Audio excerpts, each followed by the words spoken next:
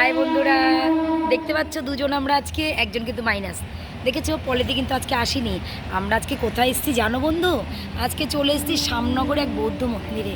আজকে রোববার, আর ভালো লাগছে না, ঘরে হাঁকুপাকু করছে, ঝিরঝির বৃষ্টি পড়ছে, তথাপিও কিন্তু দেখো তার মধ্যে আমরা দুজনে বেরিয়ে পড়েছি। কি করব, ভালো লাগছে না, ভাবি একটু মন্দিরগুলো দর্শন করি। আর আজ মরলে কাল দুদিন, কালকেও মরে যেতে পারি, অসুবিধার কিছু নেই। তাই চলে আসলাম দুজনে মিলেই।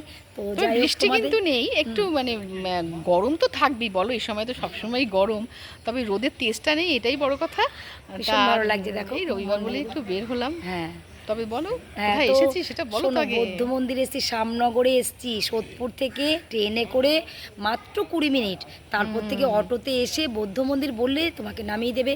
এখানে এসে তুমি 1.5-2 ঘন্টা মোটামুটি রিলিফ করতে পারো, আনন্দ দারুণ করতে পারো। সুন্দর শান্তির জায়গা, শান্তির জায়গা, নিরিবিলি আর কি, চুপচাপ। চুপচাপ শান্ত পরিবেশ। আর এমনি তো জানো বৌদ্ধ মন্দির সবসময় শান্ত হয়। তো যাই হোক, জায়গাগুলো তোমাদের সাথে একটু শেয়ার করছি, তোমরা একটু দেখো, ভালো লাগলে তোমরা আবার আসবে, ঠিক আছে? তো দেখো কত সুন্দর পরিবেশ, দেখো মন্দিরগুলো দেখো, দেখেছো কত বড় মন্দির। এটা ভেতরে ব্যাকে যেতে হবে। এখানে একটা মন্দির, মন্দিরে এখানে পুজো আর্চা হয়। আর এই পাশে দেখো কত মন্দির, দেখো।